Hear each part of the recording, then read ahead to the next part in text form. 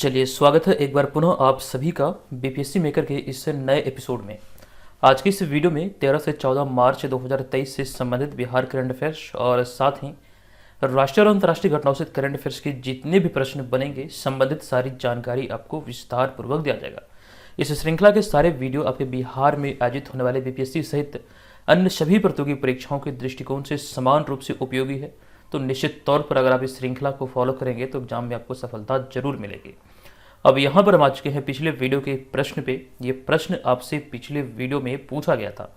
ये प्रश्न था कि हाल ही में जारी बिहार बजट 2023-24 में किस विभाग के लिए सर्वाधिक राशि आवंटित की गई है।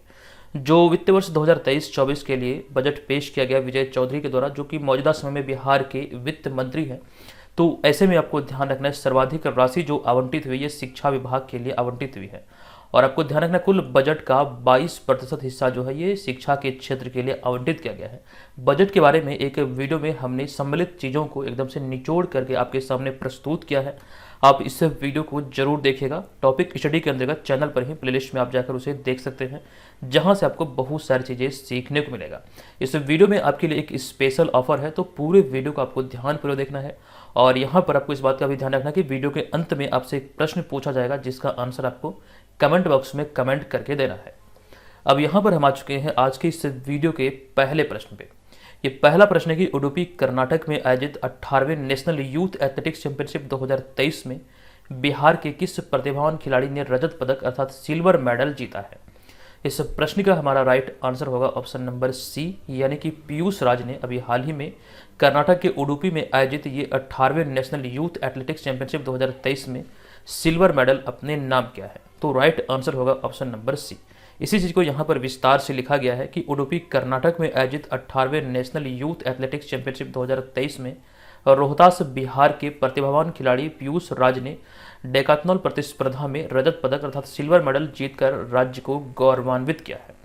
अब यहाँ पर आपके मन में एक सवाल बन रहा होगा कि डेकाथलॉन प्रतियोगिता क्या होती है। इसको हमने आसान भाषा में आपको समझाने का प्रयास किया है कि डेकाथलॉन इवेंट जो होती है यह एथलेटिक्स के 10 विधाओं को मिलकर बना होता है। और आपको ध्यान रखना, इसमें 100 मीटर, 400 मीटर और 1500 मीटर की दौड़ शामिल होती है। और इसके अतिरिक्त लंबी कूद, ऊंची कूद, बाधा फेंक, चक्का फेंक, गोला फेंक, भाला फेंक और पोल वॉल्ट आदि शामिल होती है। तो इन एथलेटिक्स के 10 विधाओं को मिलकर ही ये इवेंट तैयार होता है। और इसमें अभी हाल ही में बिहार के रोहतास जिले के पीयूष राज ने दूसरा स्थान हासिल किया है और इन्होंने सिल्वर मेडल अर्थात रजत पदक अपने नाम किया है। ये यहाँ से ध्यान रखना, ये रहने वाले हैं रोहतास के। हमारा अगला पॉइंट है कि बिहार के पीयूष राज पहली बार इस प्रतियोगिता में भाग लिया था और वे दूसरे स्थान पर रहे।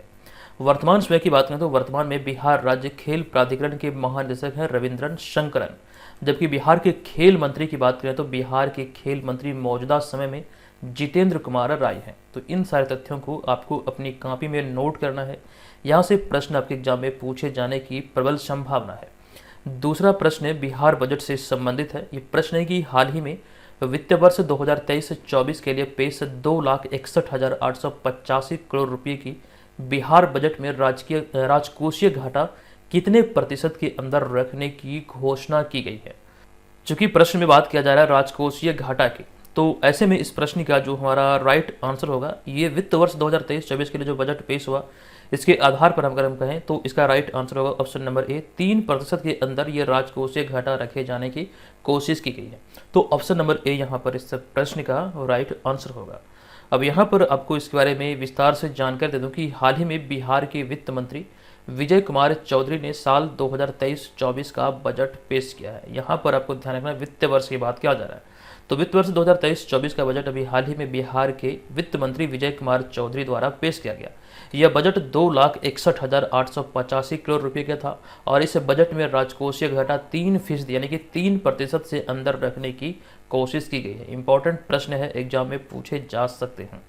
वहीं भी अगले पॉइंट की हम बात करें, साथ ही वित्त वर्ष 2023-24 का सकल राज्य घरेलू उत्पाद यानी कि SGDP 8,98,228 करोड़ रुपये अनुमानित है। ये बातें भी बजट में कही गई है। वहीं पर हम अगले पॉइंट की बात करें तो अगला पॉइंट हमारा यहाँ पर यह लिखा गया कि वहीं बिहार का सकल घरेलू उत्पाद 2011-12 में 2.47 लाख करोड़ रुपये था, जो वित्त वर्ष 2022-23 में बढ़कर 6.75 लाख करोड़ रुपये हो गया।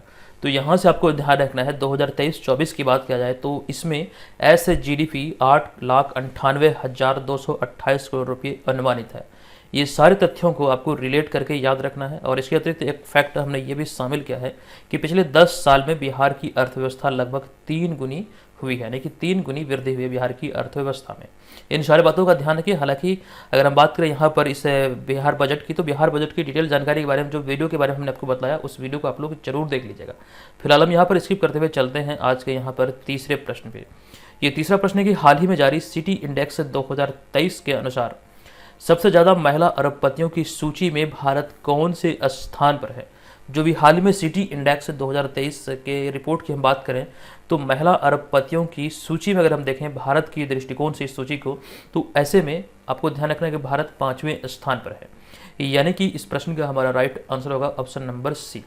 संबंधित तथ्यों की अगर हम चर्चा करें तो इसमें हमारा पहला पॉइंट है कि मार्च 2023 में आई सिटी इंडेक्स 2023 की नई इंटरनेशनल वीमेंस डे रिपोर्ट के अनुसार भारत, ऑस्ट्रेलिया और हांगकांग दुनिया में सबसे ज़्यादा महिला अरबपतियों की सूची में 9 महिला अरबपति के साथ 5वें स्थान पर है। इंपॉर्टेंट फैक्ट है, 5वें स्थान की बात करें तो भारत, ऑस्ट्रेलिया और हांगकांग ये तीनों देश 9 महिला अरबपतियों के साथ इस सूची में 5वें स्थान पर है। यानी कि 5वें स्थान पर 3 देश हैं, भारत, ऑस्ट्रेलिया और हांगकांग।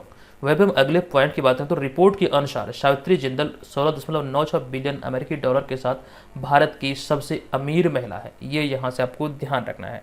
हालांकि आप जो यहाँ पर इस तस्वीर को देख रहे हैं, यहीं पर जो आपको दिख रहा है यही है सावित्री जिंदल, लेकिन इसके अतिरिक्त यहाँ पर जो आंकड़े आप देख रहे हैं ये आंकड़े पुराने हो चुके हैं, तो आप लोगों को इस पर ध्यान देने की आवश्यकता नहीं है।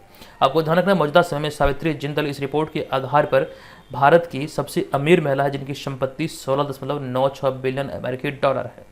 अगले पॉइंट की हम बात करें तो यहाँ पर अगले पॉइंट में हमने शीर्ष देशों के नाम शामिल किए हैं, जैसे कि अमेरिका 92 महिला बिलियनियर्स यानी कि अरबपति के साथ पहले स्थान पर है। दूसरे स्थान पर है चाइना, जिसमें कि 46 महिला बिलियनियर्स हैं। वहीं भी हम बात करें तीसरे स्थान की तो 32 महिला बिलियनियर्स के साथ जर्मनी तीसरे स्थान पर है। अब यहाँ पर हमारा इसमें एक और पॉइंट है कि रिपोर्ट के अनुसार दुनिया के शीर्ष 5 सबसे अमीर महिलाओं में 4 अमेरिका की है। तो ये बातें भी यहाँ से आपको ये सिटी इंडेक्स से संबंधित याद रखना, यहीं से एग्जाम में आपके प्रश्न बनेंगे। चलते हम यहाँ पर अगले प्रश्न पे। हमारा अगला होगा चौथा प्रश्न। तो ये प्रश्न है कि हाल ही में लिखित पुस्तक मुंडक उपनिषद द गेटवे टू इटर्निटी का विमोचन किया गया, बताएं कि इसके लेखक कौन है। तो इस पुस्तक के लेखक की बात करें तो इसका राइट आंसर होगा हमारा ऑप्शन नंबर ए, यानी कि डॉक्टर कर्ण सिंह। अब यहाँ पर इसके बारे में अगर हम बात करें तो आपको ध्यान रखना है कि पुस्तक मुंडक उपनिषद द गेटवे टू इटर्निटी का विमोचन उपराष्ट्रपति जगदीप धनखड़ द्वारा किया गया है। ये यहाँ से आपको ध्यान रखना है। अगले पॉइंट की बात करें तो इस पुस्तक के लेखक पूर्व सांसद डॉक्टर कर्ण सिंह है।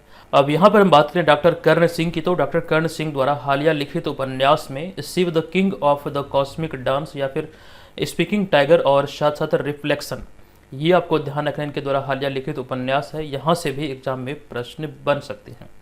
चलिए अब यहाँ पर हम चलेंगे अगले 5वें प्रश्न पे, लेकिन उससे पहले वर्ष 2022 में कुछ लिखित पुस्तक और उसके लेखकों की सूची यहाँ पर हमने शामिल किया है, जहाँ से एग्जाम में प्रश्न बन सकते हैं। तो रिवीजन पर्पज से पुनः आप इसे एक बार देखिए। यहाँ पर हमने पहला लिखा है नाव यू ब्रीथ, जिसकी लेखिका की बात करें तो Rakhi Kapoor. The hero of Tiger Hill के लेखक हैं कैप्टन योगेंद्र सिंह यादव। कश्मीर 370 के साथ और बाद जितेंद्र दीक्षित। हे राम टू जय Shri Ram Anand Vardhan Singh. Tomb of sand Geetanjali Shree. Golden boy Neeraj Chopra Navdeep Singh Gill. Birsa Munda जनजाति नायक धर्मेंद्र प्रधान। और अगला है how to live your life, इसके लेखक हैं रस्किन बॉन्ड। यहाँ से आपके एग्जाम में प्रश्न बन सकते हैं। ये संबंधित जो इंपॉर्टेंट बुक जो लिखे गए हैं उसे यहाँ पर हमने शामिल किया। चलते हैं अगले प्रश्न पे। ये अगला 5वां प्रश्न है कि मुख्य चुनाव आयुक्त राजीव कुमार द्वारा निम्न में से कहाँ वोट फेस्ट 2023 का उद्घाटन किया गया। तो इस प्रश्न का हमारा राइट आंसर होगा वोट फेस्ट 2023 का उद्घाटन अभी हाल ही में मुख्य चुनाव आयुक्त राजीव कुमार द्वारा बेंगलुरु कर्नाटक में किया गया। यानी कि ऑप्शन नंबर डी यहाँ पर इस प्रश्न का हमारा राइट आंसर हो जाएगा। अब इनसे संबंधित तथ्यों की बात करें तो हाल ही में भारत के मुख्य चुनाव आयुक्त राजीव कुमार ने बेंगलुरु में वोट फेस्ट 2023 का उद्घाटन किया है। इसका मुख्य उद्देश्य चुनाव प्रक्रिया के प्रति जागरूकता पैदा करना है नागरिकों के बीच में, जिसको लेकर अभी हाल ही में इसकी शुरुआत की गई। किनके द्वारा प्रश्न पूछे जा सकते हैं तो मुख्य चुनाव आयुक्त राजीव कुमार द्वारा। हमारा इसमें अगला पॉइंट है कि हाल ही में जारी चुनावी लोकतंत्र सूचकांक में भारत 108वें स्थान पर है। यहाँ पर आप लोग को नोट कर लीजिएगा, हाल ही में जारी चुनावी लोकतंत्र सूचकांक में यहाँ पे भारत की बात किया जा रहा है, तो भारत 108वें स्थान पर रहा है। वहीं पे हमारा अगला पॉइंट है कि जुलाई 2022 में आर.के. गुप्ता को उप चुनाव आयुक्त नियुक्त किया गया, जिन्होंने टी श्रीकांत का स्थान लिया था। मुख्य चुनाव आयुक्त के अलावा अगर हम बात करें उप चुनाव आयुक्त की, तो जुलाई 2022 में आर.के. गुप्ता को नियुक्त किया गया था। साथ साथ यहाँ पर हमने मुख्य चुनाव आयुक्त की नियुक्ति से संबंधित कुछ प्रश्नों को शामिल किया है, जहां से एग्जाम में प्रश्न बन सकते हैं। मुख्य चुनाव आयुक्त की नियुक्ति राष्ट्रपति द्वारा किया जाता है और मुख्य चुनाव आयुक्त का कार्यकाल 6 वर्ष या फिर 65 वर्ष की आयु जो भी पहले हो उसका होता है। और अगला पॉइंट है कि मुख्य चुनाव आयुक्त को संसद द्वारा महाभियोग पर राष्ट्रपति द्वारा हटाया जा सकता है। इस तरह के फैक्ट एग्जाम में पहले भी पूछे गए हैं और पूछे जाने की संभावना भी है। तो ये प्रश्न है कि निम्नलिखित में से किस देश द्वारा 19वीं बिम्स्टेक मंत्री स्तरीय बैठक की अध्यक्षता किया गया?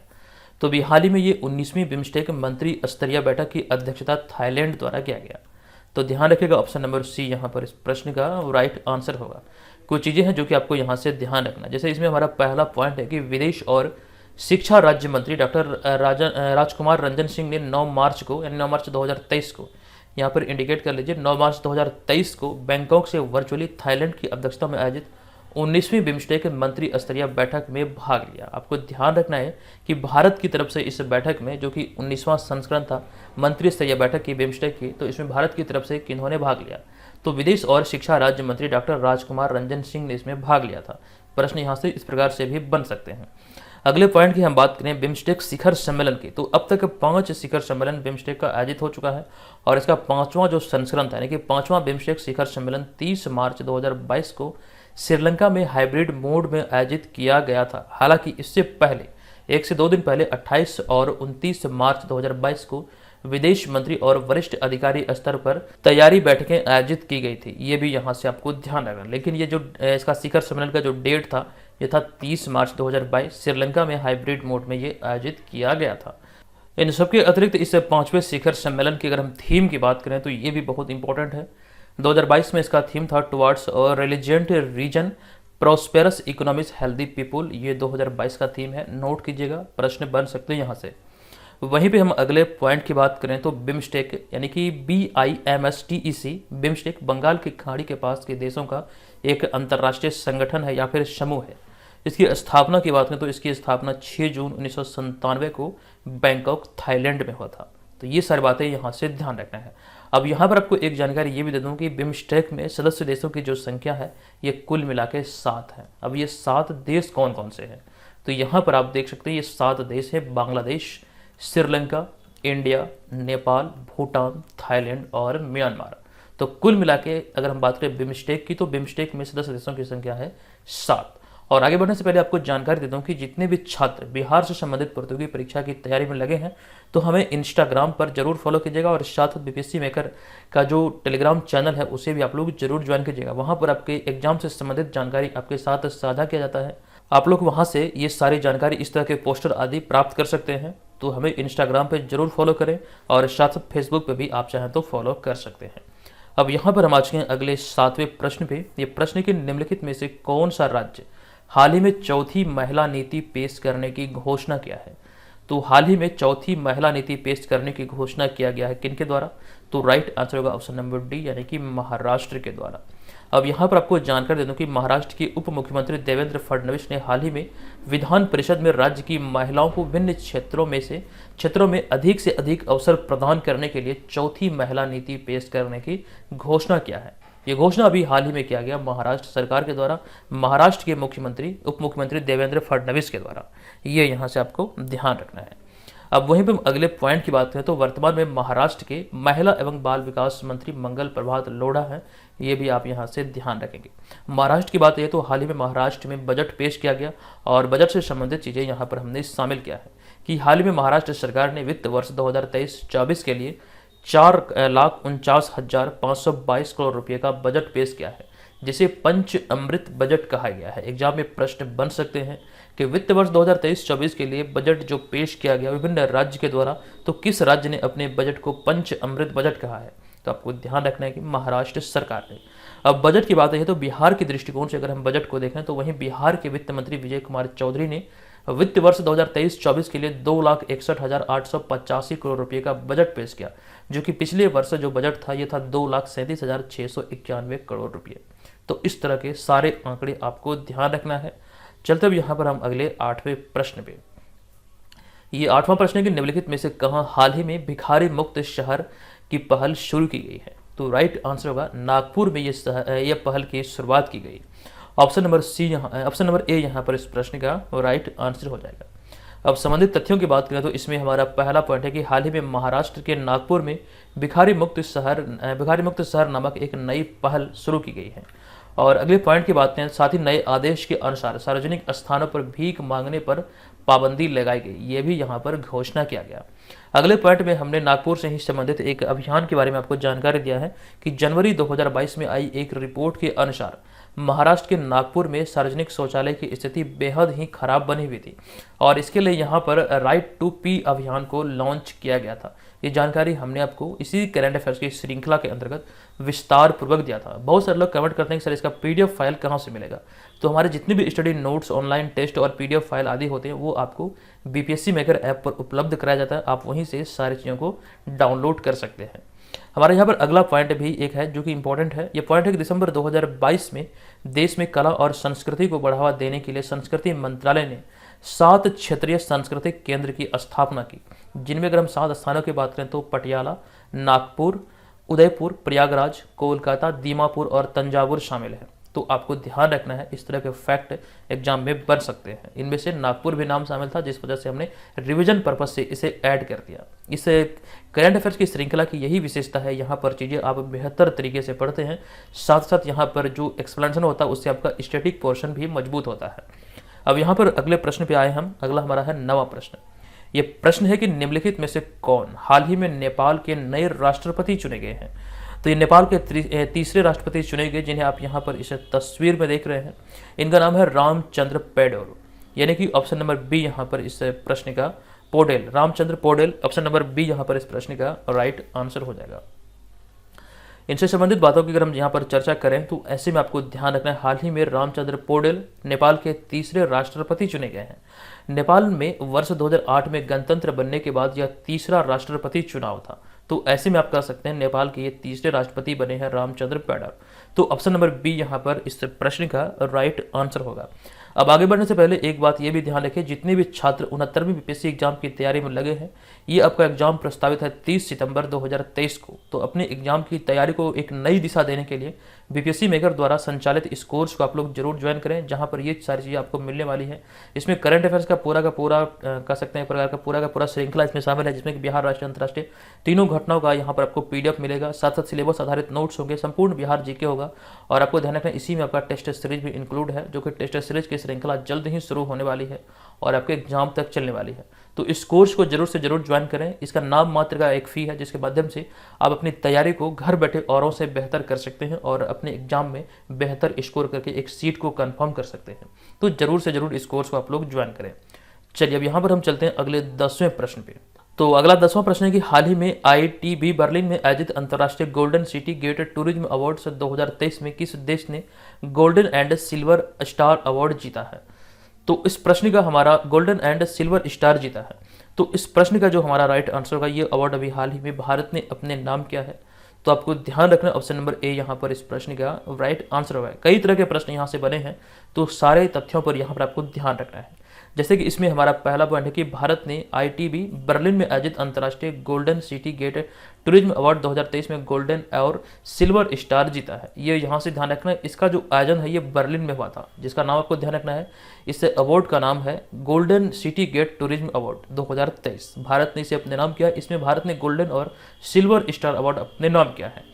अगर हम इस अवार्ड की बात करें तो ये भारत को यह अवार्ड टीवी या फिर cinema, commercial, international and country international श्रेणी में प्रदान किया गया है। ये कैटेगरी भी यहाँ पर आपको ध्यान रखना है। इस कैटेगरी में भारत को ये अवार्ड मिला है।